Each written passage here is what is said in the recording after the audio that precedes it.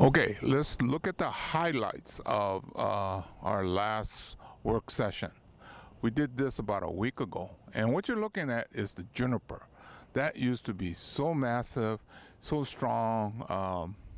Part of it was destined to be taken out, but I think we got to the point where it's going to be integral part of the garden now.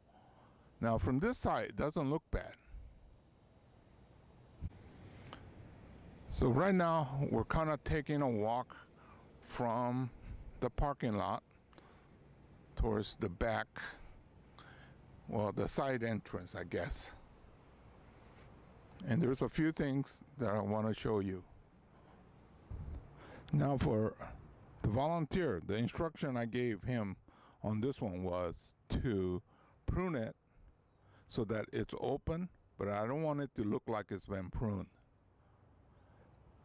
This is only his second session, and I thought he did a pretty good job here.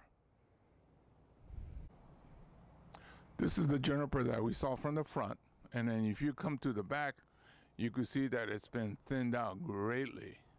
Now we'll do more, but in time. Okay, a lot of this looks very harsh. Well, we have to because it was neglected so long.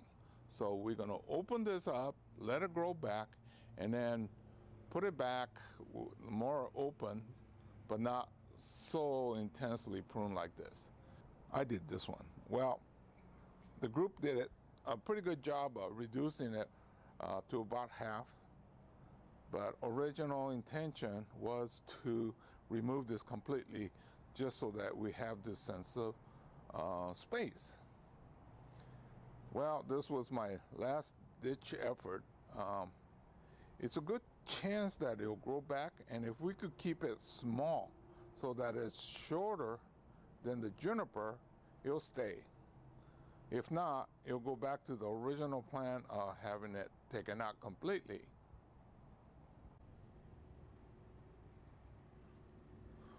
What I'm finding that of the volunteers, there's a few that have no fear of height and quite good at working safely, reducing these tall trees. This juniper, we did the lower part, the first session, and I was going to leave it that. But being a juniper and then also being kind of tall and ugly, I thought we'd go ahead and take the chance. And I think we did a pretty good job. I still see that this is going to require 2 to 3 more years to get it looking the way I have envisioned, but I think we're off to a great start. Talk about learning something new every day. I never knew that sago could have a multiple apex. This is a double-headed sago of the male side.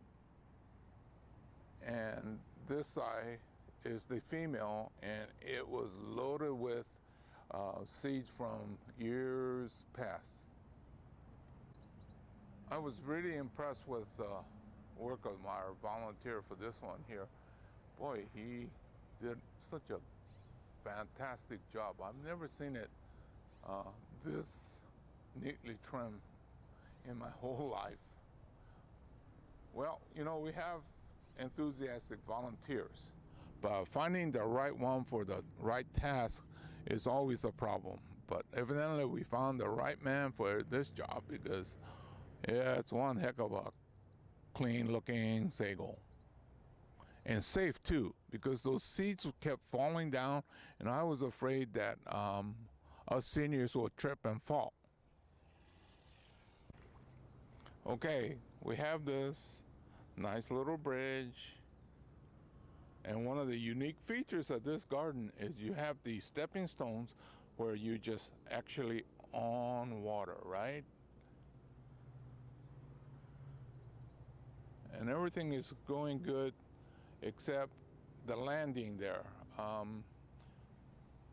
That juniper was really massive. You couldn't see anything beyond.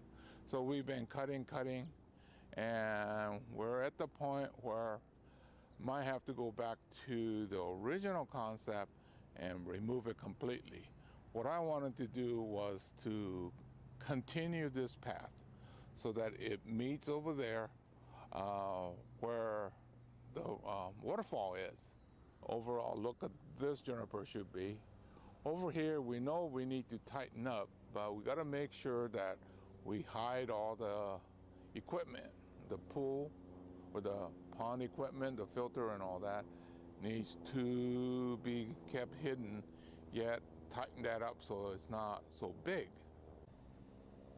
Okay, so this next month we're going to tackle the pine. Right now everything's got the same height.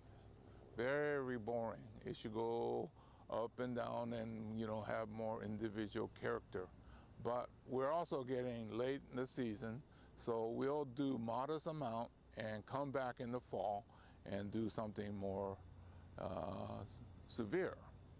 So this timing is very critical.